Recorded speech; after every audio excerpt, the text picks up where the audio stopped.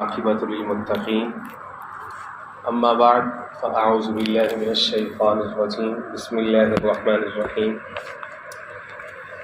بر انتہائی واجب الاحترام قابل سر احترام بزرگ بھائیوں اور نوجوان ساتھیوں، آج تراویح کے اندر حسب معمول بفضل اللہ و توفیقہ 100 سپارے کی تلاوت ہوئی۔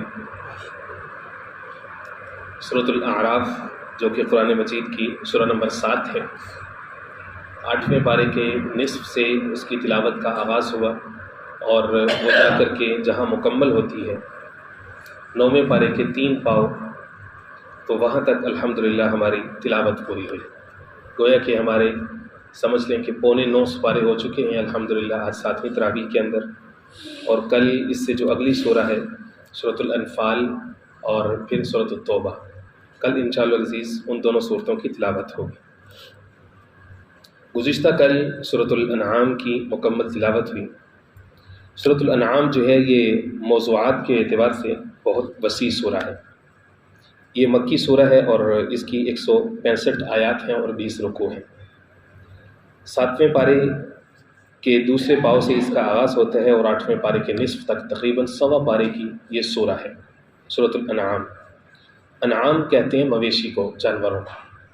جب یہ سورہ 8ویں پارے میں داخل ہوتی ہے تو وہاں پر حلال جانوروں کا تذکرہ ہے۔ رب العزت نے فرمایا کہ 8 طرح کے جوڑے ہیں تمہارے لیے جو حلال ہیں، بھیڑ ہے، بکری ہے، اونٹ ہے، گائے بھینس۔ تو اس تناظر میں اس سورہ کا نام جو ہے وہ سورۃ الانعام رکھا گیا ہے۔ اس کی فضیلت کے بارے میں سیدنا عبداللہ بن عباس رضی اللہ تعالیٰ عنہ یہ فرماتے ہیں کہ 70,000 فرشتے اس کے جلوں میں تسبیح پڑھتے ہوئے نازل ہوئے۔ یہ پوری سورہ مکہ المکرمہ میں نازل ہوئی، یہ اس سورہ کا اعزاز ہے تقریباً۔ اور اس کا ایک اعزاز اس سورہ کا یہ بھی ہے سورۃ الانعام کا کہ سورۃ الفاتحہ کے بعد یہ پہلی سورہ ہے جس کا آغاز الحمدللہ سے ہو رہا ہے۔ الحمدللہ الذی خلق السماوات والارض۔ اور اس سورہ کا آغاز چونکہ اللہ سبحانہ و تعالیٰ کی تعریف سے ہوا ہے، تو اس سورہ کے جو مضامین ہیں اس میں ایک بنیادی مضمون عقیدہ توحید کا اثبات ہے۔ عقیدہ توحید کے اوپر متعدد دلائل ہیں۔ آگے جب یہ سورہ داخل ہوتی ہے رکوع نمبر 12 کے اندر، تو وہاں پر اللہ جل شانہ کی جو وحدانیت ہے، رب العزت کی جو قدرت کاملہ ہے، جو حکمت بالغہ ہے، اس کا تذکرہ بڑی کثرت کے ساتھ موجود اور بڑے مضبوط دلائل موجود ہیں۔ ان اللہ فالق الحب والنوى، بے شک اللہ زمین کا سینہ چیرتا ہے، دانے کو پھاڑتا ہے، گٹھلی کو پھاڑتا ہے، پھر اس کو تنا و درخت بناتا ہے، اس کے میں انسانوں کے لیے خوراک نکالتا ہے۔ پھر اللہ نے عجیب انداز میں فرمایا ان فی ذلک لآیۃ لقوم یعلمون، ان فی ذلک لآیۃ لقوم یفقہون۔ جو لوگ علم رکھتے ہیں ان کے لیے نشانی ہے، جو لوگ سمجھ رکھتے ہیں ان کے لیے نشانی ہے۔ تو رب العزت نے وہاں پر اپنی کثرت کے ساتھ نشانیوں کا تذکرہ فرمایا ہے۔ اور پھر جو ہے وہ آیت نمبر 108 کے اندر اللہ رب العزت نے نصیحت فرمائی ولا تسبوا الذین، دیکھو تمہیں تمہارے رب کی پہچان ہو چکی ہے، تمہیں معبودان باطلہ جو چھوٹے خدا ہیں مشرکین کے، تمہیں ان کی بھی پہچان ہو چکی ہے، لیکن دیکھو سمجھداری کا مظاہرہ کرنا۔ ولا تسبوا الذین یدعون من دون اللہ، جو لوگ اللہ کو چھوڑ کر کے غیروں کو پکارتے ہیں، تم ان کے خداؤں کو برا بھلا مت کہو، ان کو گالیاں مت دو۔ جب تم سرے بازار لوگوں کے سامنے ان کو برا بھلا کہو گے تو وہ لوگ کیا کریں گے؟ بدلے کے اندر فیسب اللہ عدوا بغیر علم، تو وہ تمہارے سچے رب کو جہالت میں آ کر کے گالی دیں گے۔ گویا کہ تم نے ان کو افینڈ کیا، تم نے ان کو مجبور کیا کہ وہ بدلے میں تمہارے رب کو کیا دیں؟ گالیاں دیں۔ تو اس کے لیے بڑی وزڈم کی ضرورت ہوتی ہے کہ کس طرح سے آپ نے احقاق حق اور ابطال باطل کرنا ہے، غیر کی بات کا جواب کس طرح سے دینا ہے، اس کی دلیل کو کس طرح سے توڑنا ہے، یہ بڑا اہم ہوتا ہے۔ اس لیے آیت نمبر 108 سورۃ الانعام کے اندر یہ واضح طور پر اس بات کی نصیحت کی گئی ہے۔ عقیدہ توحید ہی کا اس بات جو اس سورہ کا ایک بنیادی نقطہ نظر ہے۔ آگے جو رکوع آ رہا ہے رکوع نمبر 9، تو اس کے اندر جناب ابراہیم علیہ السلام کا قصہ ہے جو کہ بڑا مشہور ہے، آپ علماء سے سنتے رہتے ہیں۔ اپنی قوم کے ساتھ جو ان کا مناظرہ ہوا تھا، سب سے پہلے تو اپنے باپ کے ساتھ مناظرہ ہوا جو بتوں کا صرف پجاری ہی نہیں تھا بلکہ وہ ان کا پالن ہار تھا، ان کے ساتھ مناظرہ ہوا۔ ان کو جناب ابراہیم علیہ السلام نے دعوت توحید دی۔ اور آگے جب ہم پہنچیں گے سورہ مریم کے اندر پارہ نمبر 16 میں، تو وہاں پر موجود ہے کہ باپ نے ان کو گھر سے نکال دیا تھا اور انہوں نے خود بھی گھر سے جانا ہی مناسب سمجھا کہ ٹھیک ہے میں یہ گھر چھوڑ کر کے جا رہا ہوں۔ باپ سے جدائی اختیار کی لیکن اللہ سے جدائی اختیار نہیں کی۔ اس کو کہتے ہیں لا طاعۃ لمخلوق فی معصیۃ الخالق، کہ خالق کی نافرمانی کے اندر مخلوق کی اطاعت نہیں ہے۔ وَإِن جَاهَدَاكَ عَلَىٰ أَن تُشْرِكَ، تمہارے والدین کے تمہارے اوپر جملہ طرح کے حقوق ہیں، والدین کی خدمت اولاد کے اوپر ہر حال میں فرض ہے، اگرچہ وہ کافر اور مشرک ہی کیوں نہ ہو۔ لیکن واضح لائن کھینچی، وَإِن جَاهَدَاكَ عَلَىٰ أَن تُشْرِكَ، لیکن وہ اللہ کی نافرمانی پر تمہیں مجبور کریں اور شرک پر مجبور کریں، فَلَا تُطِعْهُمَا، تو اس معاملے میں تم ان کی اطاعت نہیں کر سکتے۔ جناب ابراہیم علیہ السلام کا جو واقعہ ہے وہ اس کی روشن مثال ہے۔ قوم کے ساتھ کنفرنٹ ہوا، ان کا قوم کے ساتھ ان کا آمنا سامنا ہوا، وہاں پر انہوں نے کیا دلائل دیے، وہ سورج اور چاند ان سب چیزوں کو خدا مانے بیٹھے تھے کہ ہر چمکتی چیز جو ہے وہ سونا ہے اور وہی خدا ہے، وہی سارا کچھ کرتا ہے۔ جناب ابراہیم علیہ السلام نے بڑی حکمت کے ساتھ اپنی قوم کو ان سب باتوں کا جواب دیا۔ چاند ڈوبا، ستارہ ڈوبا، سورج ڈوبا، اور ان سب ڈوبنے والی چیزیں ڈوب گئیں، بالآخر جو ان سب کو ڈبونے والا ہے ابراہیم علیہ السلام نے اس ذات کی طرف متوجہ کیا اور پھر فرمایا انی وجہت وجہی للذی فطر السماوات والارض حنیفا وما انا من المشرکین۔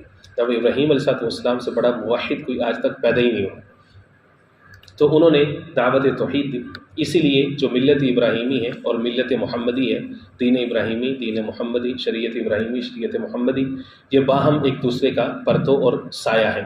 جب ہم درود پاک پڑھتے ہیں تو اس میں ہم اسی بات کا اعادہ کرتے ہیں، اسی بات کا اقرار کرتے ہیں، اللہم صلی علی محمد وعلی آل محمد کما صلیت علی ابراہیم وعلی آل ابراہیم انک حمید مجید۔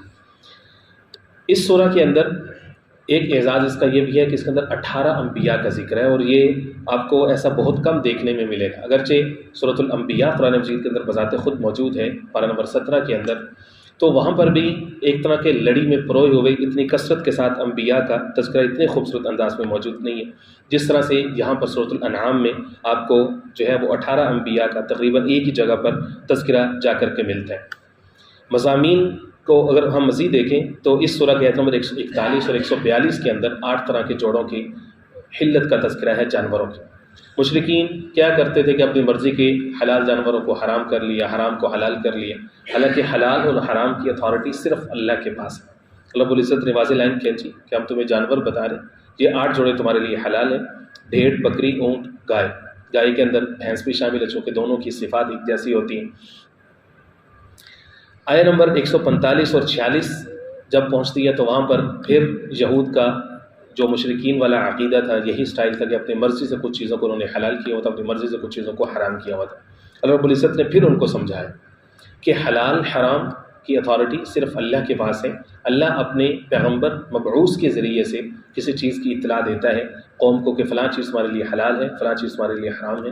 لوگ خود سے زمین کے اوپر بیٹھ کر کے کسی چیز کی حلت کا، کسی چیز کی حرمت کا فیصلہ نہیں کر سکتے۔ آیت نمبر 151 اور 52 جو ہے اس سورہ کی، اس کو قرآن مجید کی جامع ترین آیات کہا جاتا ہے۔ وقت ملے تو اس کا مطالعہ ضرور کیجیے گا۔ وہاں پہ رب العزت نے احکام عشرہ بیان کیے ہیں، 10 کمانڈمنٹس، یعنی 10 ایسے احکام جو کہ ہمیشہ سے آسمانی کتب کے اندر کامن رہے ہیں۔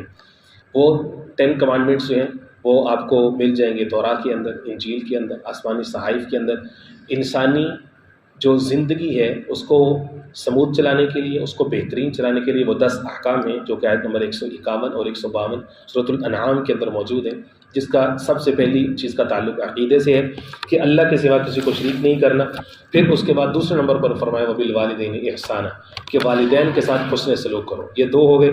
تیسرے نمبر پر فرمایا کہ اپنی اولاد کو فقر و فاقہ کے ڈر سے قتل نہ کرو۔ قدیم زمانے میں قتل کرنے کا انداز اور ہوتا تھا، جدید زمانے میں قتل کرنے کا انداز اور ہے، آپ اچھے طریقے سے واقف ہیں اس سے۔ لوگ یہ کہتے ہیں کہ ہمارے پاس اتنے وسائل نہیں ہیں، ہم ان کو کھلائیں گے کہاں سے، پلائیں گے کہاں سے۔ لوگ جو ہے وہ اس لیے اپنی اولادوں کو قتل کر دیتے ہیں کہ ہمارے ساتھ کھانے میں شریک ہوں گے۔ یاد رکھیں کہ یہ سخت ترین جرم ہے، سخت ترین گناہ ہے۔ اس کے اندر جو گنجائشیں بھی بعض حالتوں میں عورت کی مرض وغیرہ کی صورت میں موجود ہیں، اس کے اندر بھی بڑی ساری سختیاں اور شرائط موجود ہیں۔ عوام الناس کا مسئلہ یہ ہے کہ اگر علماء، مفتیان حضرات بس تھوڑی سی کسی معاملے میں گنجائش دے دی سے، گنجائش مل جیسی شرائط کے ساتھ، پھر یہ اس کو خوب انجوائے کرتے ہیں جیسے ماں باپ کے پیٹ سے بنیادی حق لے کر کے آئے ہیں۔ بس علماء کسی چیز کی گنجائش دے دیں سے، وہ کسی نہ کسی مرض کی صورت میں، عورت کی کمزوری کی صورت میں اس بات کی اجازت دے دی، تو اب اس کے بعد بس یہ سلسلہ شروع ہو گیا۔ اور اوپر سے پھر عالمی میڈیا نے پروپیگنڈا شروع کر دیا کہ جی پاپولیشن، آبادی اور ریسورسز، وسائل میں توازن بڑا ضروری ہے۔ وسائل تو ہمارے باپ نے پیدا کیے ہیں، وسائل تو اللہ نے پیدا کیے ہیں، تو ان بچوں کو کھلائے گا بھی اللہ۔ وما من دابۃ فی الارض الا علی اللہ رزقها، یہ فلسفہ ٹوٹل غلط ہے۔ دو ہی بچے دو ہی اچھے، مواضع کیا ہے؟ چھوٹا خاندان زندگی ایسا نہیں، بڑا خاندان حضور کا فرمان۔ آخر کریم علیہ السلام نے فرمایا انی مفاخر بکم بکثرت الامم، میں روز قیامت روز محشر میں اپنی امت کی کثرت کے اوپر فخر کروں گا۔ یہ کہاں سے آ گئے یہود و نصارہ کا ایجنڈا جس نے تمہیں بتا دیا کہ اللہ کنجوس ہے؟ یہ تو یہود نے کہا تھا۔ سورہ آل عمران پڑھ کے تو دیکھ، ان اللہ فقیر، اللہ فقیر ہو گیا ونحن اغنیاء، سارا مال ہمارے پاس ہے۔ آج مسلمان بھی اسی بات پر عقیدہ رکھ کے بیٹھا ہوا ہے کہ سارے بینک، سارا معاش، ساری دنیا کی ملٹی نیشنل کمپنیاں، ساری دولت یہود کے پاس ہے، لہٰذا انہوں نے ہمیں کہہ دیا کہ ہر ملک کی آبادی اور وسائل میں توازن ہونا چاہیے، لہٰذا ہم بھی ویسے ہی کریں۔ اور اللہ کے بندو، جتنی زیادہ آبادی ہوگی اس میں انٹیلیجنٹ لوگ بھی اتنے زیادہ، سمجھدار، عقل مند، خدمت کرنے والے، سوسائٹی میں کنٹریبیوٹ کرنے والے لوگ بھی اتنے زیادہ ہوں گے۔ کیا ہو گیا لوگ؟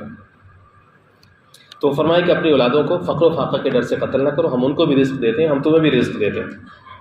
ولا تقربوا الفواحش ما ظہر، فرمایا چوتھے نمبر پر یہ ہے کہ فحاشی کے قریب بھی نہ جاؤ۔ جو چیز تمہیں زنا کے، گناہ کے کاموں کے قریب لے کر کے جاتی ہے اس کو شروع سے ہی اس کا بند باندھ کے رکھو۔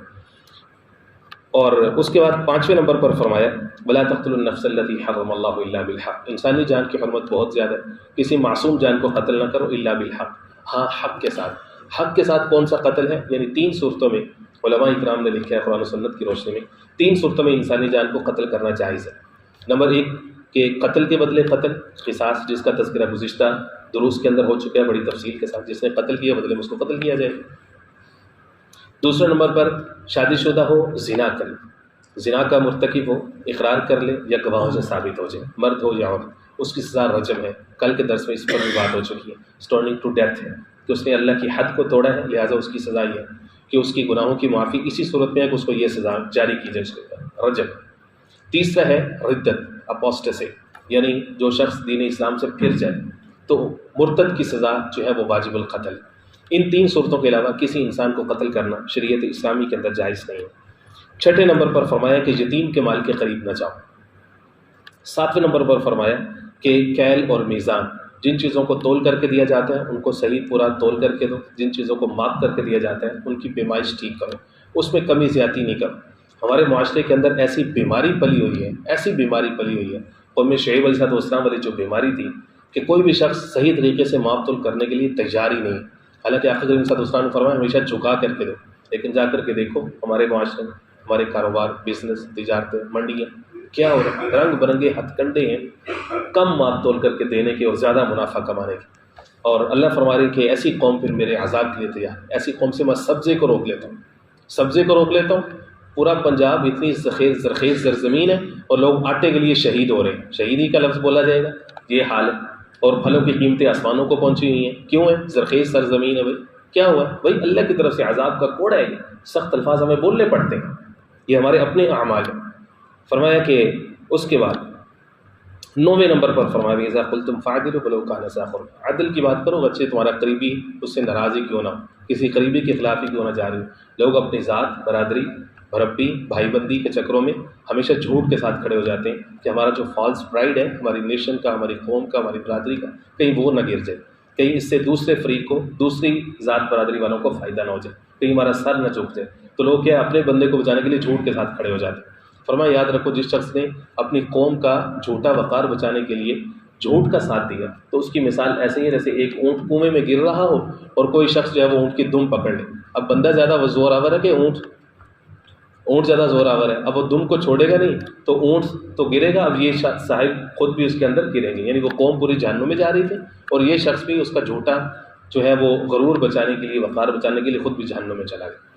اور 10ویں نمبر پر فرمایا وَبِعَهْدِ اللَّهِ أَوْفُوا، کہ اللہ کے عہد کو پورا کرو، اور فرمایا کہ سیدھے راستے پر چلو اور فرقوں کے اندر تقسیم نہ ہو جاؤ۔ قرآن و سنت کا جو سیدھا سادہ روشن راستہ ہے تم جو ہے وہ اس کے اوپر چلو۔ سورۃ الاعراف ہے، یہ قرآن مجید کی سورہ نمبر 7 ہے، آج یہ پوری تلاوت ہوئی الحمدللہ شروع سے آخر تک۔ مکی سورہ ہے، اس کی جو ہے وہ 206 آیات ہے اور اس کے 24 رکوع ہیں۔ یہ بھی قرآن مجید کی لمبی صورتوں میں ہی اس کا جو ہے وہ شمار ہوتا ہے۔ حروف مقطعات میں سے الف لام میم صاد سے اس سورہ کا جو ہے وہ آغاز ہو رہا ہے۔ اعراف اس سورہ کا نام کیوں رکھا گیا ہے؟ کیونکہ اس میں آگے چل کر کے اعراف کا تذکرہ ہے۔ اعراف کس کو کہتے ہیں؟ اعراف کہتے ہیں ہائٹ کو، اونچی جو جگہ ہوتی ہے، یعنی دو میدانی علاقے ہوں اس کے بیچ میں ایک جگہ یا ایک گھاٹی یا کوئی دیوار جو چیز دونوں کو سیپریٹ کرے تو اس کو کہتے ہیں اعراف۔ تو وہاں پر جو تذکرہ موجود ہے آیت نمبر 48 کے اندر کہ جنت اور جہنم کے بیچ میں ایک رکاوٹ ہوگی، وہ جو رکاوٹ ہوگی اس کو آراف کا نام دیا گیا ہے۔ تو اہل جنت جنت میں، اہل جہنم جہنم میں۔ تو کچھ لوگ ایسے ہوں گے کہ جن کے اعمال کا وزن دونوں طرف کا برابر ہوگا، یا اسی طرح سے بعض روایت میں آتا ہے کہ جو کفار کے جو بچے ہیں بچپن میں فوت ہو گئے تو وہ بھی آراف کے اوپر وہ ایک ویٹنگ پلیس ہے، وہاں پر ہوں گے۔ وہ جب دائیں طرف دیکھیں گے تو اہل جنت کو خوشیوں اور نعمتوں میں دیکھیں گے تو وہ دعا کریں گے کاش کے ہم ادھر ہی چلے جائیں تو بہتر ہے۔ بائیں طرف دیکھیں گے تو ان کو جہنمی نظر آئیں گے آگ کے اندر تڑپتے ہوئے، تو وہ کہیں گے اللہ ہمیں ادھر نہ بھیج دینا۔ تو بالآخر رب العزت کی ذات جو کہ رحیم ذات ہے، رحمان ذات ہے، تو رب العزت ان پر ترس آئے گا تو جو آراف کے اوپر جو لوگ ہوں گے رب العزت ان کو ادھر بھیج دیں گے۔ لیکن وہاں پر بڑا دلچسپ ایک منظر بیان کیا گیا، تصویر کشی کمال کی ہے۔ اللہ کرے کہ ہماری جو نوجوان نسل ہے، ہمارے جو لوگ ہیں وہ قرآن مجید کے ساتھ محبت شروع کر دیں، پڑھنا شروع کر دیں۔ ایسا عجیب منظر، میں کہتا ہوں دنیا بھر کی فلمیں بھی دیکھ لو تو تمہیں اس منظر کا حظ تمہیں کبھی مل ہی نہیں سکتا۔ اللہ رب العزت جو کہتے ہیں فرمایا کہ جنتی جنت میں ہے، جہنمی جہنم میں، دونوں آپس میں ایک دوسرے کے ساتھ ٹاک کر رہے ہیں، بات کر رہے ہیں۔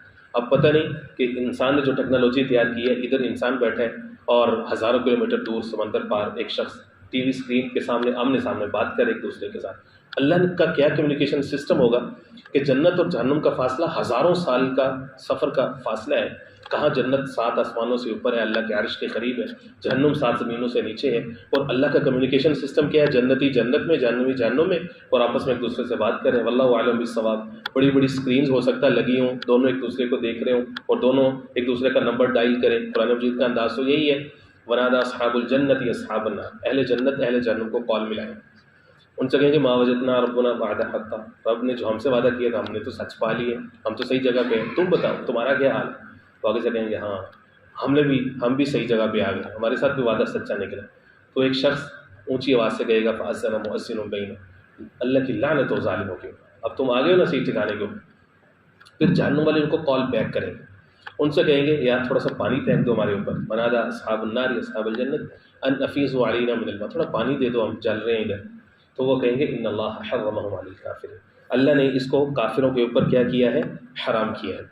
سورۃ الاعراف کے اندر مختلف اقوام کا تذکرہ ہے، قوم عاد کا تذکرہ ہے، قوم سمود کا تذکرہ ہے، قوم شعیب کا، اور اسی طرح سے قوم بنی اسرائیل کا، جناب موسیٰ علیہ السلام اور فرعون کا جو قصہ ہے وہ 9ویں پارے میں جا کر کے شروع والے جو 3 رکوع ہیں ان کے اندر بڑی تفصیل کے ساتھ 4 رکوع میں تفصیل کے ساتھ تذکرہ موجود ہے جناب موسیٰ علیہ السلام کا۔ موسیٰ علیہ السلام کے قصے کی خوبی یہ ہے کہ قرآن مجید میں سب سے زیادہ دفعہ جو قصہ منقول ہے وہ موسیٰ علیہ السلام، تقریباً 46 مقام پر۔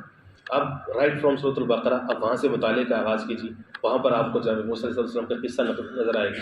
سورہ مائدہ میں آئیے، آپ کو وہاں بھی جناب موسیٰ علیہ السلام کا قصہ نظر آئے گا۔ اب 11ویں پارے میں آئیے، سورہ یونس میں آئیے، موسیٰ علیہ السلام کا قصہ آپ کو نظر آئے گا، فرعون کے ساتھ ٹکراتے ہوئے نظر آئے گا۔ اب 16ویں پارے میں آئیں گے، سورہ طٰہٰ کے اندر جناب موسیٰ علیہ السلام کا قصہ نظر آئے گا۔ اب 20ویں پارے میں آئیں گے، سورہ قصص کے اندر آپ کو جناب موسیٰ علیہ السلام کا قصہ نظر آئے گا۔ چلتے جائیں آپ 30ویں پارے تک، سورہ نازعات تک جناب موسیٰ علیہ السلام کا قصہ آپ کو چمکتا ہوا نظر، کیونکہ اس کے اندر نصیحت کا سامان بہت زیادہ ہے۔ اسی لیے فرمایا لکل فرعون موسیٰ، ہر زمانے کے فرعون کے لیے اللہ نے موسیٰ کو تیار کیا ہوتا ہے۔ ایسا نہیں ہوتا کہ اللہ کی دھرتی کے اوپر شر اتنا غالب آ جائے کہ جو امن والے لوگ ہیں، جو اہل ایمان ہیں، وہ بالکل ہی زمین کے اندر دفن ہو جائے، ایسا نہیں ہوتا۔ اللہ نے ایسی چنگاری والے لوگ رکھے ہوتے ہیں، اگرچہ وہ تھوڑے ہی کیوں نہ ہوں، جو کہ کفر کی آنکھوں میں آنکھیں ڈال کر کے جینا جانتے ہیں، جو نتائج کی پرواہ نہیں کرتے بلکہ وہ اللہ کے حق کی پرواہ کرتے ہیں کہ زمین کی رب کی زمین کے اوپر جو ہے وہ رب کا نظام ہونا چاہیے۔ سورہ جو اعراف ہے اس کے شروع کے اندر جناب آدم علیہ السلام کا تذکرہ ہے، ان کا جو قصہ ہے جو کہ پہلے پارے سے شروع ہو جاتے ہیں، جہاں پر آ کر بھی اس کا کچھ نہ کچھ حصہ موجود ہے، اور اسی طرح سے 14ویں پارے کے اندر الحجر کے اندر بھی ان کا قصہ منقول ہے کہ رب العزت نے جو ہے وہ سب فرشتوں سے کہا کہ تم سجدہ کرو آدم کو، فسجدوا الا ابلیس، ابلیس نے سجدہ نہیں کیا، انکار کر دیا۔ اس نے عجیب لوجک دی، ہر جگہ پہ عقل کو نہیں چلاتے، ایک ہوتا ہے عقل کو استعمال کرنا، ایک ہوتا ہے عقل کو لڑانا۔ عقل کو استعمال کرنا چاہیے، لڑانا نہیں چاہیے شریف معاملہ۔ سب سے پہلے شیطان نے عقل کو لڑایا، اس نے کہا خلقتنی من نار وخلقتہ من طین، اللہ کے سامنے کھڑا ہو کر کہتا ہے کہ آپ نے مجھے آگ سے پیدا کی، اس کو مٹی سے پیدا کیا۔ آگ کی صفت یہ ہے کہ وہ بلند جاتی ہے، اونچی جاتی ہے، اور مٹی پاؤں کے نیچے آتی ہے۔ اب اونچی والی چیز نیچے والے کے سامنے تو نہیں نا جھک سکتی، تو اس نے اللہ کو آگے سے لاجک دی۔ اللہ نے فرمایا نکل جائے ادھر سے، فاہبط، نکل جاؤ، فخرج انک من الصاغرین، نکل جاؤ یہاں سے۔ علماء نے لکھا ہے کہ ایک ہوتا ہے اللہ کو ماننا، ایک ہوتا ہے اللہ کی ماننا۔ سارا فرق ادھر پڑا ہوا ہے، کا اور کی کے اندر فرق پڑا ہوا ہے، ہر بندہ اپنے گربان میں جان سکتا ہے۔ ہم لوگ اللہ کو مانتے ہیں، اللہ کی نہیں مانتے، ہم اپنے نفس کی مانتے ہیں۔ اللہ کو ماننا بھی ضروری ہے، اللہ کی ماننا بھی ضروری ہے۔ اور دوسری بات یہ ہے کہ اللہ یہ چاہتا ہے کہ مجھے بھی مانو، جس کو میں کہوں اس کو بھی مانو۔ انسان کی مسئلہ یہ ہے، اللہ کہتا ہے مجھے بھی مان، میرے نبی کو بھی مان، جس کو میں منواؤں اس کو بھی مان۔ بندہ کہتا نہیں اللہ تو ہے، ٹھیک ہے، یہ شیطان والی بات۔ شیطان نے بھی تو یہی کہا تھا، اللہ تجھے مانتا ہوں، ٹھیک ہے، تجھے سیلوٹ کرتا ہوں، تو میرا خالق ہے، تیری میں عبادت کرتا ہوں۔ حضرت تھانوی رحمہ اللہ نے عجیب بات کہی، حضرت نے کہا کہ انسان کو کامل بنانے کے لیے 4 طرح کی عین کی ضرورت ہوتی ہے، 4 عین۔ ایک عین ہے عالم کی، دوسری عین ہے عابد کی، تیسری عین ہے عارف کی، چوتھی عین ہے عاشق کی۔ شیطان بدبخت کے اندر 3 طرح کی عین موجود تھی۔ عالم کی عین بھی موجود تھی، اس کے لیے عقل کی ضرورت ہوتی ہے، عقل کا غلبہ اس میں بھی آ جاتا ہے۔ عقل انسان کو بعض دفعہ گمراہ کی طرف لے جاتی ہے۔ عالم بھی تھا، وہ عابد بھی تھا، عبادت بھی کرتا ہے، عارف بھی تھا، اللہ کی پہچان بھی تھی اس کو، لیکن چوتھی چیز وہ ظالم عاشق نہیں تھا۔ عشق کیا کہتا ہے کہ عقل کو چھوڑ، محبوب کو راضی کرنا ہے، وہ جو کہتا ہے کر جا۔ اس نے تجھے کہا ہے کہ اپنے سے نیچے والی چیز تجھے نظر آتی ہے نا، سجدہ کر۔ جب رب نے کہہ دیا سجدہ کرتا تو سجدہ کر۔ اس کو کہتے ہیں فنا فی اللہ۔ فنا فی اللہ کی تہ میں بقا کا راز مضمر ہے، جسے مرنا نہیں آتا اسے جینا نہیں آتا۔ تو اصل کیا ہے؟ اللہ کی محبت میں جینا، اللہ کی محبت میں مرنا، یہ جو ہے یہ اصل چیز ہے۔ اس سورہ کے اندر، سورہ آیہ نمبر 172 کے اندر ایک اہم موضوع ہے، وہ ہے عہد الستو۔ عہد الستو، آپ علماء سے سنتے رہتے ہوں گے یہ لفظ، الستو بربکم۔ اللہ رب العزت نے تمام ارواح کو، کہ جنہوں نے بھی کبھی بھی وجود پانا تھا اللہ رب العزت کی قدرت کے مطابق، حکمت کے مطابق، علم کے مطابق، جملہ ارواح کو اللہ رب العزت نے چیونٹی کی شکل میں میدان عرفات، جہاں پہ حاجی میلہ لگاتے ہیں 9 ذی الحج کو، یوم عرفہ، کہ جہاں پہ بعض روایت کے مطابق میدان حشر بھی وہیں پر برپا ہوگا، وہاں پر رب العزت نے جملہ انسانوں کی ارواح کو اکٹھا کیا اور ان سے ایک عہد لیا، الستو بربکم، کیا میں تمہارا رب نہیں ہوں؟ قالوا بلی، تو ان میں سے ہر ایک نے اقرار کیا جی آپ ہمارے رب ہیں۔ اس کو کہتے ہیں عہد الستو، کہ ہر انسان وہاں سے عہد لے کر کے آیا۔ اس کو ٹرانسفارم کیا حضور پاک علیہ السلام نے، اس انداز میں ٹرانسلیٹ کیا ہے، کل مولود یولد علی فطرت الاسلام، ہر ایک بچہ فطرت اسلام کے اوپر پیدا ہوتا ہے، چاہے وہ کسی بھی گھر میں پیدا ہو۔ فَأَبَوَاهُ يُحَوِّدَانِهِ أَوْ يُنَصِّرَانِهِ أَوْ يُمَجِّسَانِهِ، پھر اس کے ماں باپ اسے یا تو یہودی بناتے، او يُنَصِّرَانِهِ، یا اسے نصرانی عیسائی بناتے، او یمجسانی، یا اسے مجوسی بناتے۔ بچہ پیدا ہوا تھا فطرت اسلام کے اوپر۔ بچے کو اگر اپنی حالت پر چھوڑ دیا جاتا ہے تو وہ ایک نہ ایک دن اللہ کو پا لیتا ہے، اس کو پتہ چل جاتا ہے کہ میرا کوئی خالق ہے، میرا اس دنیا میں آنے کا کوئی مقصد ہے۔ اسی کو امام اعظم ابو حنیفہ رحمہ اللہ نے عجیب تعبیر دی۔ حضرت یہ فرماتے ہیں کہ رب العزت نے انسان کو عقل دی ہے، اس کو فطرت کے اوپر پیدا کیا ہے۔ اس کا مطلب یہ ہے کہ اگر اللہ رب العزت کسی بھی پیغمبر یا نبی کو نہ بھیجتے اور پھر روز قیامت انسان سے حساب لیتے کہ تجھے میں نے عقل دی تھی، تو نے مجھے پہچانا، تو نے مجھے جانا، تو نے میرے لیے کوشش کی کہ نہیں کی، تو اللہ رب العزت کا یہ پوچھنا بعین ہی حق ہوتا، بعین ہی عدل ہوتا، ہرگز نا انصافی نہ ہوتی۔ انسان آگے سے یہ نہ کہہ سکتا اللہ تو نے کوئی پیغمبر تو بھیجا نہیں تھا، مجھ سے سوال کیسا؟ فرمایا اللہ رب العزت کا یہ پوچھنا پر حق ہوگا، کیونکہ اللہ نے انسان کو عقل دی ہے، شعور دیا ہے، اس کی فطرت میں اپنی پہچان رکھی ہے کہ انسان خود کے اندر تو پہچان، اسی کو فرمایا صوفیہ جو فرماتے ہیں من عرف نفسہ فقد عرف ربہ، جو حدیث پاک کے الفاظ ہیں کہ جس شخص نے اپنے آپ کو پہچان لیا، سمجھو اس نے اپنے رب کو پہچان لیا۔ یہ بہت بڑی بات کہ انسان اپنے اندر غور و فکر کرے تو اس کو اتنی نشانیاں اپنے رب کی پہچان کی مل سکتی ہیں کہ وہ ہر دن اس سے جو ہے وہ غافل نہیں ہو سکتا۔ سورۃ الاعراف کی اہم ترین ایک اور اس کی بات یہ بھی ہے کہ اس کے اختتام پر آج جو ہے وہ قرآن مجید کی ترتیب کے مطابق سجدہ تلاوت بھی آئے۔ قرآن مجید کے اندر جو فقہ حنفی کے مطابق 14 سجدے ہیں، جن میں سے ایک سجدہ آج ہو چکا ہے، باقی 13 سجدے انشاءاللہ اس کے مقام پر جو ہے وہ آتے رہیں گے۔ اللہ رب العزت سمجھ نصیب فرمائے۔